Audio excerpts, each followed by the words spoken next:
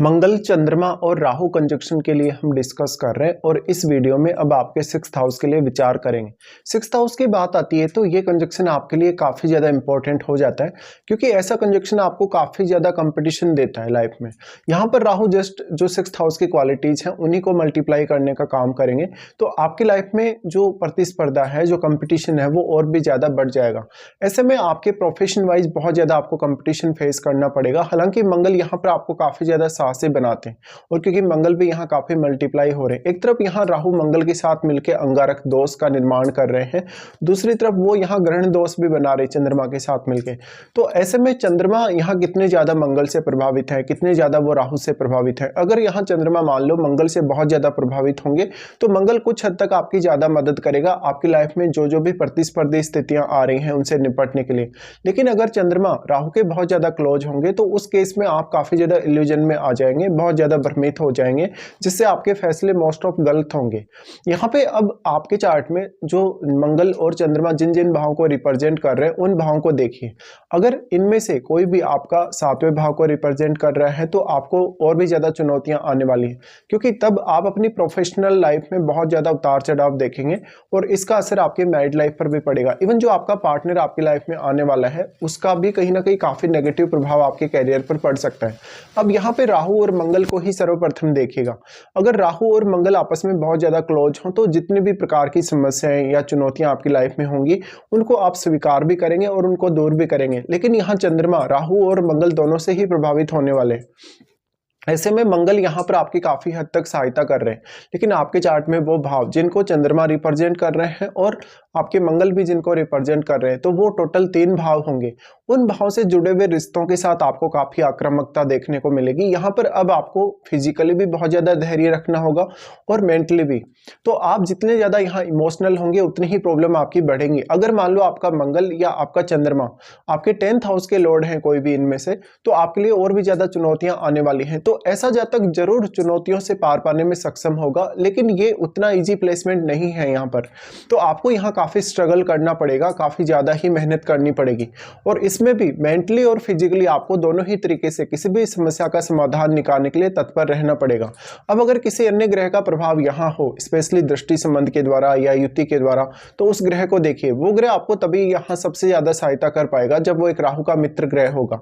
अब आपका sixth Lord आपके चार्ट में कैसी स्थिति में है, और वास्तव में जो भी ग्रहों का प्रभाव आपके सिक्स्थ हाउस पे है उनमें से राहु का संबंध आपको देखना होगा कि उनके साथ राहु किस प्रकार से संबंधित हैं, या उनके साथ मित्रवत हैं या शत्रुवत हैं। अगर उन ग्रहों के साथ मान लो राहु शत्रुवत होंगे तो आपके लिए यहाँ चुनौतियां और भी ज्यादा बढ़ जाएंगी।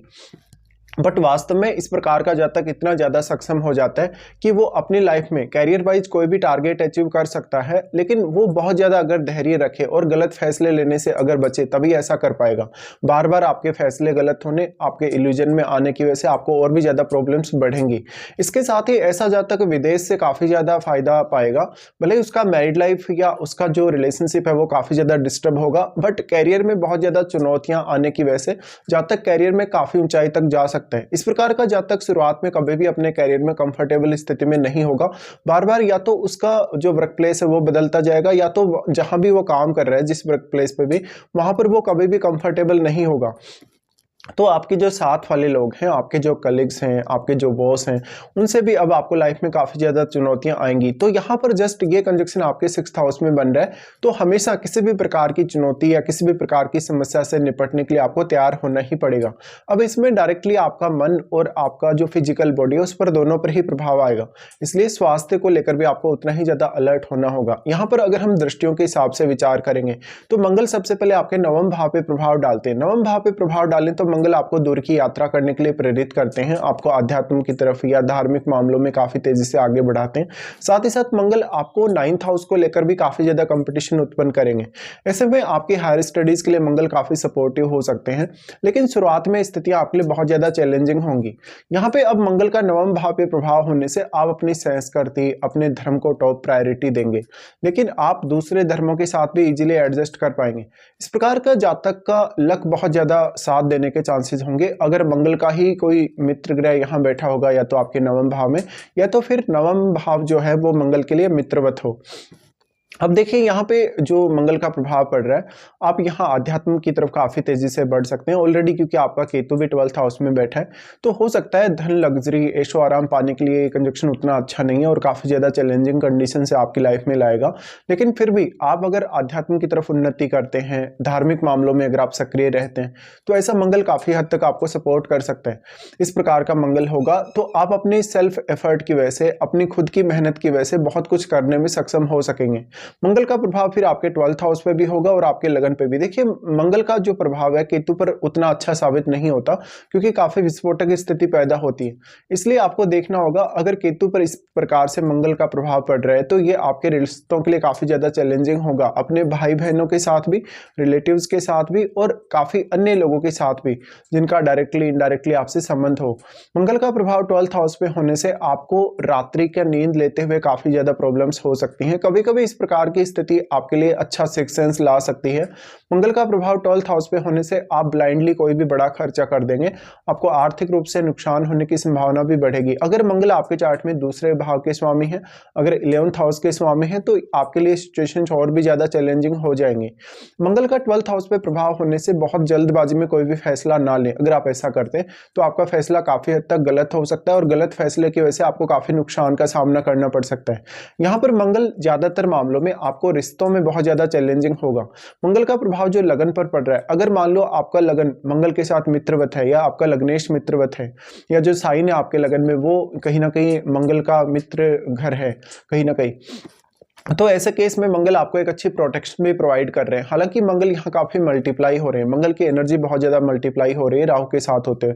ऐसे में मंगल आपको काफी गुस्सैल बना सकते हैं, बहुत ज्यादा एग्रेसिव बना सकते हैं, साथ साथ में आपको काफी साहस प्रदान कर सकते हैं और चुनौतियों से पार पाने की क्षमता भी बहुत ही अच्छी दे सकते हैं। लेकिन मंगल का आपके 6th हाउस में वेल प्लेस्ड होना काफी ज्यादा जरूरी हो जाएगा।